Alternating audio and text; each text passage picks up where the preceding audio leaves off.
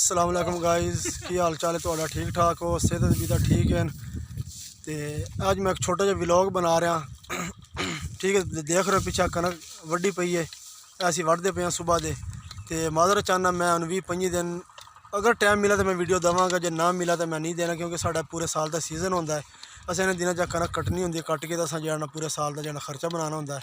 तो असीं आए बैठे हैं, मेरे इधर दोस्त बैठे ने, एक आ साड़ा दोस्त हैगा, एक और बैठा मुजम्मल पानी लैके आया। थक गए थोड़ी कनक वड्डी। और साड़ा ठेकेदार खलोता, और वेखो मोटा पलेतर जा, वो साड़ा ठेकेदार है वेखो तरीसा मारदा है जी है जी है। इधर आ जा, इधर आ जा, इधर आ जा। आ साड़ा ठेकेदार है, ठीक है। असी 5-6 बंदे लेबर बनाई हुई है। मैं चलो कनक उन्हें कट लीए, तो फिर वीडियो वाला काम तो चलता ही रहना है। जरा ना कनक शनक कट ली, उस बाद फिर वीडियो तो देंदे रहेंगे, तो पूरा साल काम चलना। मगर यह तो साल एक बार ही आता वा, ठीक है। एक दोस्त साड़ा रह गया सी, ए बैठा जे मुदस्सर कह रहा हमजा।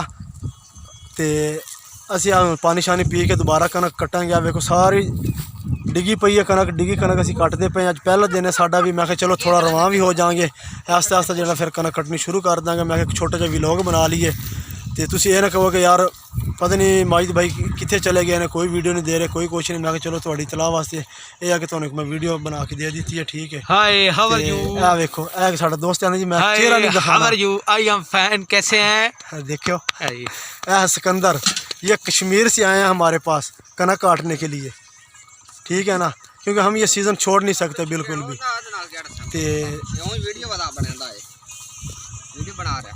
हाँ वीडियो वेखो, ये आखिर वीडियो बना रहे हो, घंटों की वीडियो चलती पी, या तो वीडियो बना रहे हो, पता ही नहीं लगा। दसो जी मजाक है? ओ वेखो वो बोला जाए मजाक है। तो ठीक है गाइस, मैं पानी पी लवा, पानी पी के असीं काम कर लेते हैं। वीडियो तो मैं अपलोड कर देवांगा। दोस्त वेदे पे हो, साड़ी लेबर थक गई है कनक वढ़ के। ए मुर्दे पे नहीं सारे, आ वेखो हैं, ए कोई हाल है? आओ एक मुर्दा पिया, ए पई एक खुरली है, वेखो डट्टे तो मोए पे असीं तो कनक वढ़ के असां वढ़ लिया कनक इत्थे।